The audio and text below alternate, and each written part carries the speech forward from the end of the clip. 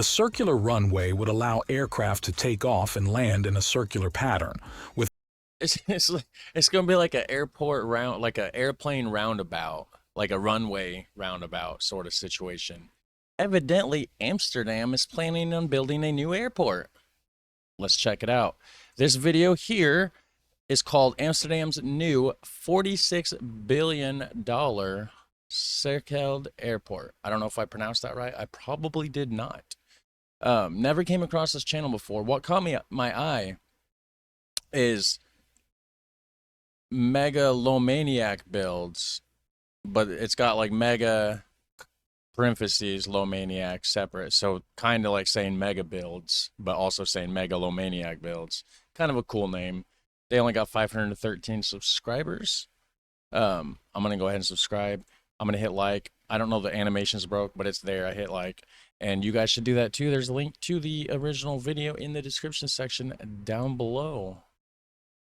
Also, buy yourself a t-shirt or something, or a coffee mug. There's links for that down there too. The Dutch are no strangers to turning water into land, but can they really build an entire airport in the middle of the North Sea? Oh, really? That's where they're gonna... Wow. That's the megalomaniac $46 billion plan Amsterdam is considering to solve the overcrowding and environmental issues plaguing Schiphol Airport. The plan would see Schiphol Airport moved entirely offshore to a man-made island. Okay, so Schiphol would move completely? So it's not like a separate, you know, keep Schiphol there, make a new one, whatever, right? They're saying it's going to be moved. Okay. Located in a densely populated area, the current Schiphol Airport causes significant noise and pollution problems for nearby residents. Imagine living next to the airport and hearing the constant noise of planes taking off and landing. The proposed... Don't live by the airport then. I mean, sorry. Proposed sea-based airport could mitigate these issues by allowing takeoffs and landings to occur over water, far from populated areas. It'd be cool. We will discuss 3 options that are on the table, with one very promising, innovative idea: a circled runway. However, the project faces substantial technical and financial hurdles, with estimated costs ranging from 33 to 46 billion euros and a construction timeline of at least 20 years. The Dutch have a long and storied history. Yeah, I mean, nothing's easy. Nothing's cheap these days. It seems like quite a lot, but when you think about it, they would be reclaiming land from the sea as part of it. So there's a lot of money there, I'm sure. Of land reclamation, having battled the sea for centuries to expand their territory. Yep. This ambitious airport project is the latest chapter in that legacy, drawing upon the nation's expertise in engineering and water management. While opinions remain divided on the practicality and viability of the plan, it stands as a testament to Dutch ingenuity and their willingness to take on seemingly impossible water challenges. Yeah, I mean, the Dutch have been mastering the oceans and the seas since, what, the 1300s or something like that? So, also, the only country to gain land without taking land from somebody else, which is very fucking interesting. Sorry about the language, but we're past that 30-second into the video mark, so we're good. Let's see what the Dutchies came up with. Yeah, let's do it. The legacy: Dutch mastery of land reclamation. Oh yeah, we know this. The Netherlands is known worldwide for its land reclamation skills due to its centuries-long battle against the rising sea. This small nation has transformed itself through ingenious water management and land reclamation projects, creating new opportunities from seemingly impossible challenges. Yeah. The Dutch have a remarkable track record of successful endeavors, such as the Zuiderzee Works, which transformed an inlet of the North Sea into the freshwater IJsselmeer Lake, simultaneously reclaiming big pieces of land for agriculture and settlement. Yep. Another prime example is the Delta Works, a series of construction projects in the southwest of the Netherlands designed to protect a large area from the sea through the construction of dams, sluices, locks, dikes, and storm surge barriers. And even the King of the Netherlands, Willem-Alexander, got a master's degree in water management.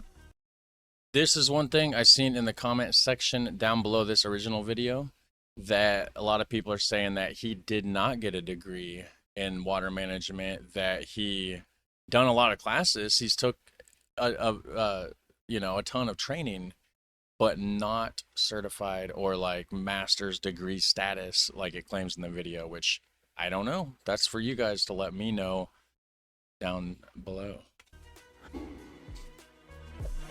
The Dutch expertise in water management is further exemplified by the Haarlemmermeer polder, where Schiphol Airport is located. This area was once a...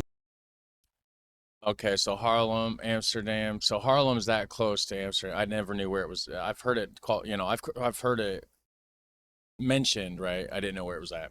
So Amsterdam's over there, Haarlem's over here, Schiphol, however you pronounce it, it's right there. Okay. Schiphol Airport is located.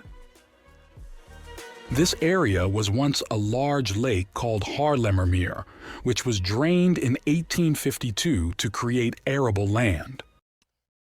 Meer means lake, by the way, for you non-Dutchies. Of course, pronounced more like mare. I don't know. I'm sorry. On with the video. Remarkably, Schiphol Airport itself is situated on land that lies over 4 meters below sea level, a testament to Dutch ingenuity in reclaiming and managing land. Yeah. The Dutch have also showcased their capabilities in international projects, such as the construction of Hong Kong International Airport on an artificial island built by Dutch dredging companies Boskalis and Van Oord. Nice. Also, the artificial islands in Dubai, I believe, were either directly built by the Dutch or consulted by the Dutch. Like, I just know there was Dutch involvement, right? Something along those lines. I don't know how much, but with this one, that's cool. So they actually built Hong Kong Airport for them on a polder. That's nice. These companies claim that building a Schiphol on sea is no more challenging than the construction of the Tweede Maasvlakte, another significant land reclamation project in the Netherlands. The successful implementation of these past projects illustrates the Dutch ability to undertake and complete large-scale water management and land reclamation projects.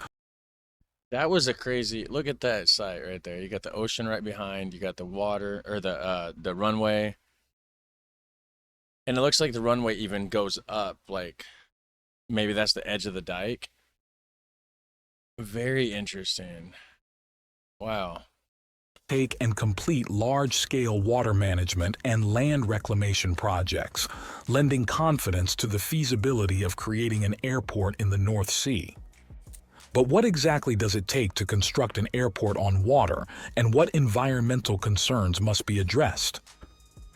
As we explore the technical details of this ambitious project, we'll also keep in mind the previous successes in Hong Kong and unsuccessful projects in Japan highlight the feasibility of sea-based airports and the unique challenges posed by the harsh conditions of the North Sea.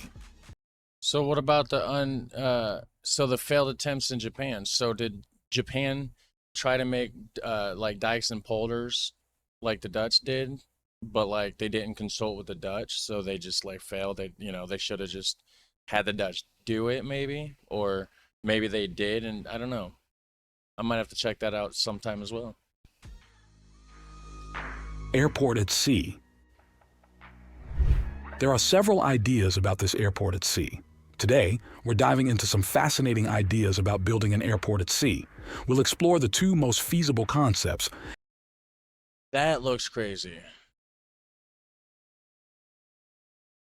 So, okay, so I guess there's what, 6 runways? Is that how it is? 2 on each circle? Wonder how that would work. And for fun, we'll also look at a wildly imaginative third idea. Idea number 1. Offshore operational airport. Imagine a fully operational airport situated 7 miles or 12 kilometers off the coast. This ambitious project envisions transporting passengers, cargo, and airport personnel through a tunnel for a high-speed rail or hyperloop beneath the North Sea. I don't understand why they would have to go that far off the shore though, right? Connecting to a newly created island. The terminal station for this underwater journey would be conveniently located in the heart of Amsterdam.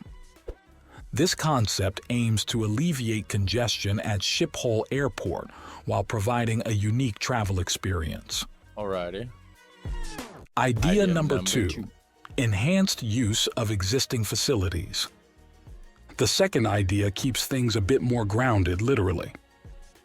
Instead of building an entirely new airport, this plan proposes utilizing the existing facilities at Schiphol Airport and integrating them with offshore extensions via an high-speed rail or hyperloop. This approach leverages the current infrastructure while expanding capacity, offering a practical and efficient solution to accommodate future growth. Okay. I still don't understand why they need to go so far off the shore, though. You know, and another thing, Amsterdam's right there by that ocean, or not the ocean. It used to be part of the sea. Now it's water. The IJsselmeer, right? It used to be the Zuiderzee, something like that. Why couldn't they just build it there? Or maybe that is where it's going to be built, but it sounds like it's going to be in the North Sea instead of, which I don't understand that. Now for the bonus idea.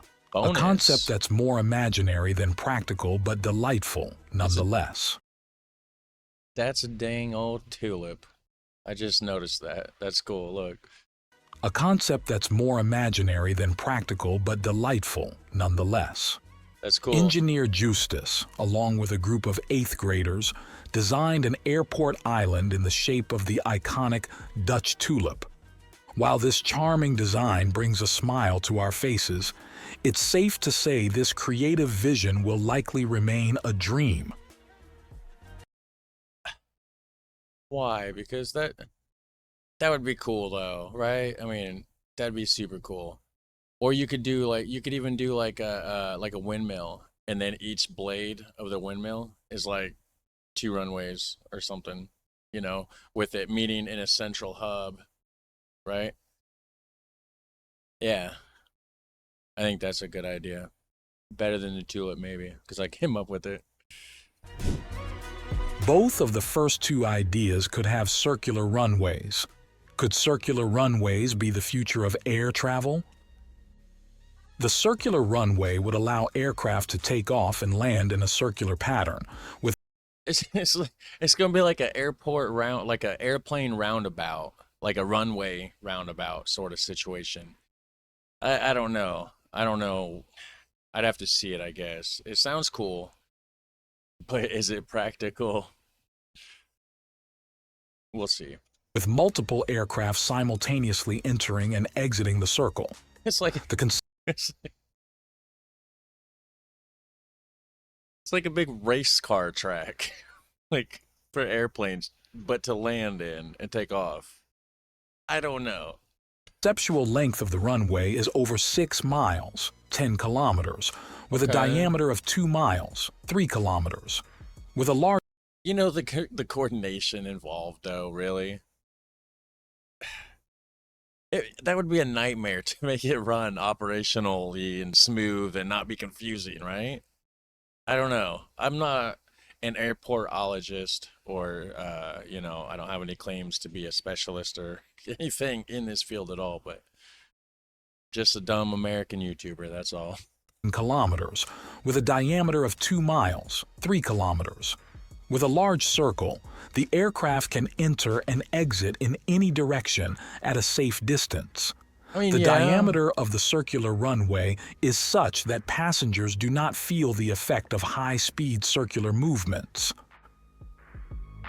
Whatever I guess if it is 6 miles, from side to side, and, you can approach from any angle, that is a huge bonus, though. I could definitely see the benefit for sure. Just how smooth would they be able to make it operate, right? Like, it's something I guess we'll just have to wait and see. effect of high-speed circular movements.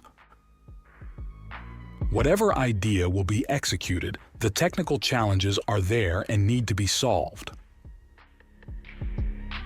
Yeah. Technical and environmental challenges.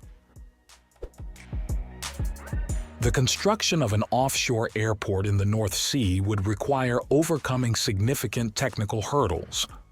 As the lead engineer points out, at sea, mist occurs 3 times more frequently than on land.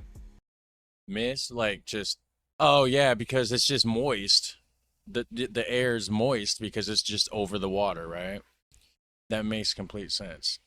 But would that mist be lowered if they used the IJsselmeer right there by Amsterdam instead of using the North Sea? Because it's more of like it's a freshwater lake now.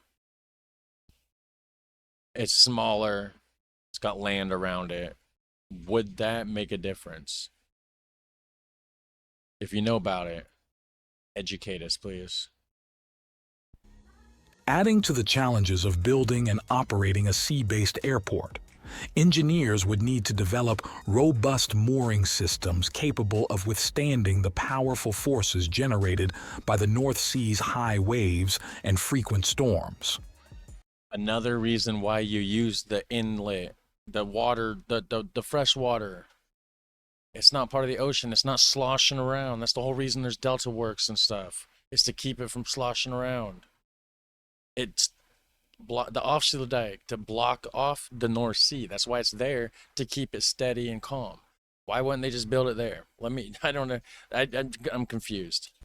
The creation of a large artificial island, similar to the second Maasvlakte in the Netherlands or the Kansai Airport in Japan, would be a critical component of the project. While these precedents demonstrate the feasibility of such mega projects, they also highlight the substantial costs and lengthy timelines involved. What? Environmental concerns also loom large over the proposed airport. The construction and operation of the facility could disrupt marine life, alter bird migration patterns, and impact local ecosystems. That's always going to be an issue, and you're always going to have people that push back with that reasoning.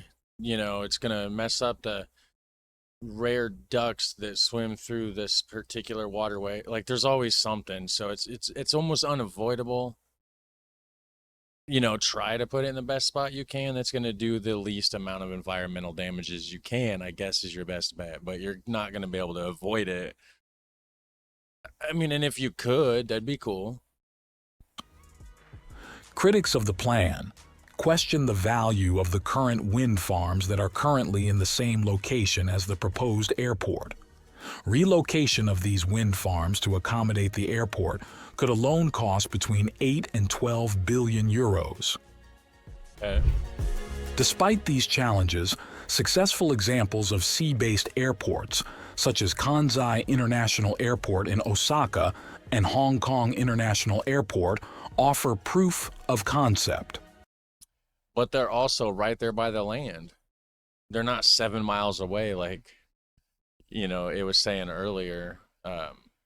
7 miles offshore in the North Sea, it's going to be some pretty choppy water, I'm assuming. Whereas here, you got land close by. All the ones they've showed so far, most of them at least, I can't say all, but most of them had land relatively close. It was certainly closer than 7 miles. Like, you can see mountains over there. However, these projects also serve as cautionary tales, with issues like the settling of the seabed in Osaka necessitating ongoing maintenance. Then they should have did whatever the Dutch do to make the dikes, right? Like with the nets and like the rocks and everything. Because whatever they did works. I mean, it's clearly. Check out the video we made about Japan's sinking airport. You can click now on the video player. It's sinking? As the Dutch contemplate this ambitious project, they draw upon their rich history of land reclamation and water management. The innovative spirit that has driven past successes now leads them to consider bold new solutions for the future of air travel in the region. While the challenges are formidable, the potential benefits are equally compelling. Could the development of an offshore airport be combined with renewable energy generation, creating a sustainable hub for transportation and power production? Might high-speed rail or hyperloop connections between the new airport and Amsterdam revolutionize regional travel? As we explore these exciting possibilities, we must also consider how this project could alleviate the noise and pollution burdens on Amsterdam's residents, while potentially freeing up valuable land for much-needed housing developments. Yeah, I mean, there's definitely a lot of good points there if they can make it work. I would